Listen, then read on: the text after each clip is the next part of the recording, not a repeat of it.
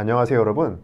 오늘은 많은 분들이 관심 갖고 계신 전세 사기 문제에 대해 이야기해 보려 합니다. 최근 뉴스를 보면 전세 사기 피해 사례가 끊임없이 나오고 있죠.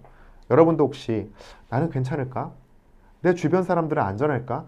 하는 걱정 한 번쯤은 해보셨을 것 같아요. 실제로 전세 사기는 우리 생활과 아주 밀접한 문제입니다.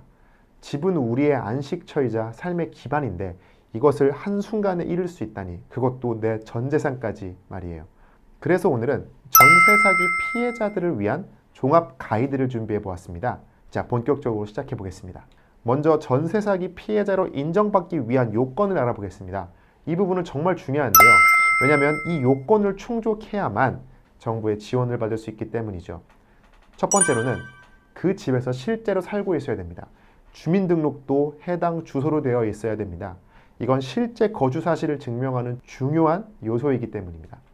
두 번째로는 임대차 계약서에 확정 일자를 받아두었어야 합니다. 이게 중요한 이유는 나중에 문제를 생겼을 때 임차인의 권리를 보호해주는 역할을 하기 때문입니다. 임차권 등기를 한 경우에도 이와 동등한 효력을 인정받을 수 있습니다. 세 번째로는 보증금 액수가 중요한데요. 기본적으로는 5억 원 이하여야 하는데 지역에 따라 최대 7억 원까지 인정될 수도 있습니다. 반전세의 경우에도 원칙적으로 환산 월차임을 계산하지 않고 보증금 금액만으로 판단하니 월차임은 신경 쓰지 마시고 내 보증금 액수가 위 조건에 해당하는지 확인해 보시면 됩니다. 네 번째로는 피해자가 나 혼자만이 아니어야 됩니다. 여러 사람이 같이 피해를 받거나 피해를 볼 가능성이 높은 상황이어야 됩니다.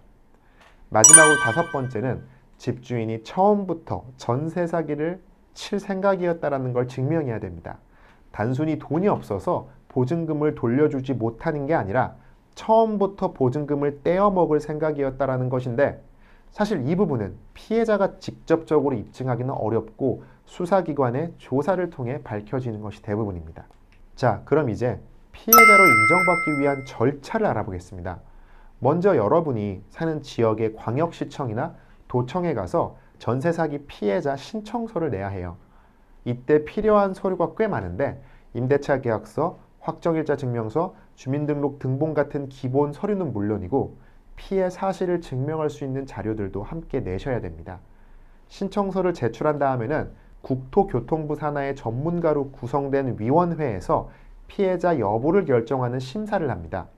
이분들이 여러분이 제출한 서류들을 꼼꼼히 살펴보고 정말로 전세 사기 피해자인지 아닌지 판단하게 되죠. 심사 결과는 보통 한 달 안에 나오지만 피해자가 많거나 사안이 복잡한 경우에는 조금 더 걸릴 수도 있습니다. 결과가 나오면 여러분들에게 결정문을 보내주는데 여기에 피해자로 인정됐는지 또 어떤 지원을 받을 수 있는지 자세히 적혀 있습니다. 그럼 피해자로 인정받으면 국가로부터 어떤 지원을 받을 수 있을까요? 먼저 무료로 법률 상담을 받을 수 있습니다. 저 같은 변호사나 아니면 법무사 같은 법률 전문가들이 여러분의 상황에 맞는 대응 방법을 알려드릴 거예요. 소득이 중위소득의 125% 이하라고 한다면 대한법률구조공단의 공익소송으로 연계해드리기도 합니다. 그리고 법적 절차에 필요한 비용도 250만 원까지 지원받을 수도 있습니다. 그 다음으로는 주거 지원을 받을 수도 있습니다. LH나 지방도시공사로부터 피해자들이 임시로 살 수 있는 임대주택을 제공받을 수도 있고 공공임대주택에 들어갈 때 우선순위를 받을 수도 있습니다. 또한 돈 문제로 걱정이 많으실 텐데 금융 지원도 받을 수 있습니다. 일단 저금리로 전세 대출을 받을 수 있는데 금리가 1.2%에서 2.7%로 시중 금리에 비해 많이 낮습니다. 또한 대출 한도도 2억 4천만 원까지 가능합니다.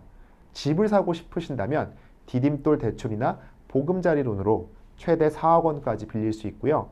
만약 생활비가 급하게 필요하다면 3%대의 금리로 1,200만 원까지 신용대출도 가능합니다. 세금에 대한 지원도 있습니다. 전세 사기 피해자가 새 집을 살 때 취득세를 200만 원까지 면제받을 수 있고 3년 동안 재산세도 감경해 줍니다. 60제곱미터 이하의 집이라면 50%, 그보다 큰 경우에는 25%를 감경받을 수도 있습니다. 이 외에도 여러 가지 지원들이 있습니다. 예를 들어 여러분이 살던 집이 경매나 공매로 넘어갈 때 다른 사람보다 먼저 살 수 있는 우선 매수권이라는 권리를 주기도 합니다.